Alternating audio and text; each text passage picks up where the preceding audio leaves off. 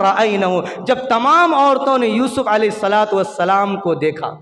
یوسف علیہ السلام کی چہرے انور پر جب تمام عورتوں کی نگاہ پڑی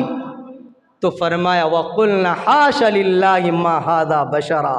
یہ کوئی انسان نہیں ہے، یہ تو معزز فرشتہ ہے، یہ تو کوئی دیوتا ہے، یہ تو ہمارا کوئی دیوتا ہے جن کی پرستش کی جائے، یہ انسان نہیں ہو سکتا۔ مَا هَذَا بَشَرًا إِلَّا مَلَكٌ کریم، یہ بہت معزز فرشتہ ہے۔ وَقَطَّعْنَ أَيْدِيَهُنَّ، وہ عورتیں یوسف علیہ السلام کی چہرے کو دیکھ کر ایسی مدہوش ہو گئی، ان کے خوبصورتی کو دیکھ کر ایسی مدہوش ہو گئی کہ یہ بھول گئی کہ ہمارے ایک ہاتھ میں چھری ہے اور ایک ہاتھ میں پھل ہے جس سے ہم پھلوں کو کاٹ رہے ہیں، تو پھلوں کو کاٹنے کے بجائے وَقَطَّعْنَ أَيْدِيَهُنَّ، اپنے تمام ہاتھوں کو کاٹ بیٹھی۔ ساری عورتوں نے